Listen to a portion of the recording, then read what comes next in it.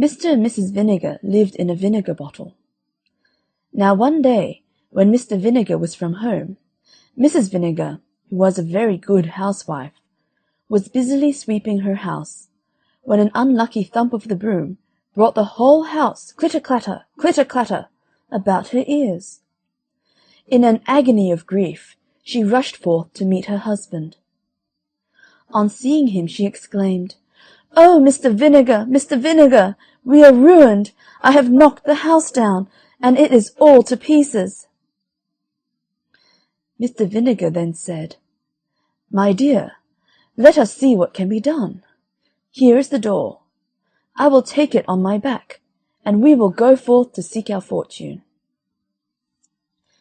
They walked all that day, and at nightfall entered a thick forest.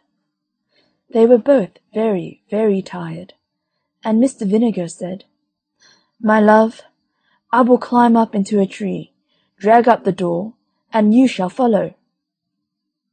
He accordingly did so, and they both stretched their weary limbs on the door, and fell fast asleep.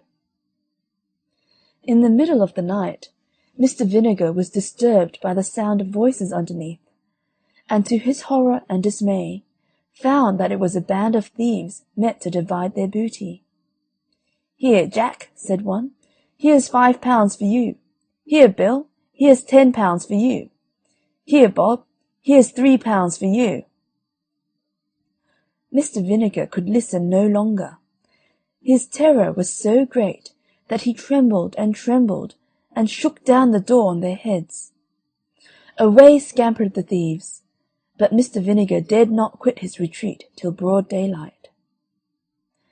He then scrambled out of the tree, and went to lift up the door. What did he see but a number of golden guineas? "Come down, Mrs. Vinegar," he cried. "Come down, I say! Our fortune's made! Our fortune's made! Come down, I say!" Mrs. Vinegar got down as fast as she could, and when she saw the money, she jumped for joy. "Now, my dear," said she, "I'll tell you what you shall do. There is a fair at the neighbouring town. You shall take these 40 guineas and buy a cow. I can make butter and cheese, which you shall sell at market, and we shall then be able to live very comfortably." Mr. Vinegar joyfully agrees, takes the money, and off he goes to the fair. When he arrived, he walked up and down, and at length saw a beautiful red cow. It was an excellent milker, and perfect in every way. "Oh," thought Mr. Vinegar, "if I had but that cow, I should be the happiest man alive."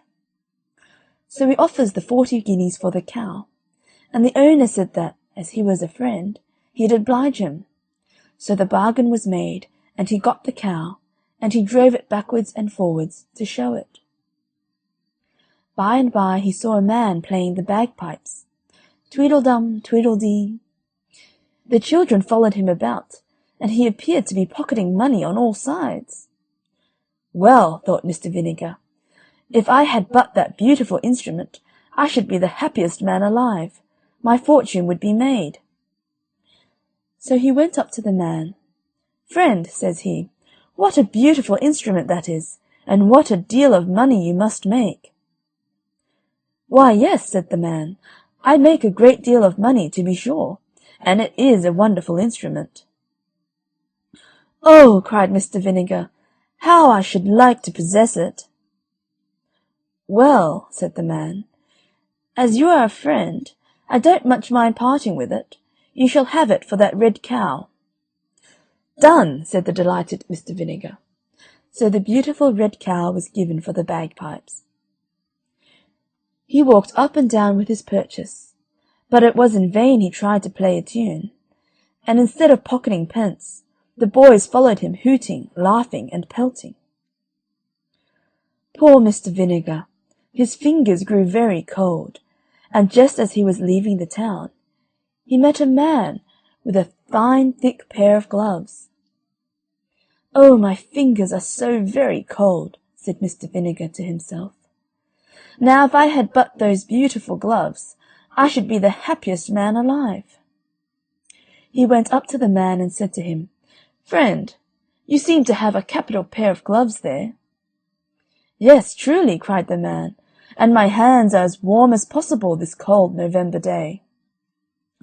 "Well," said Mr. Vinegar, "I should like to have them." "What will you give?" said the man.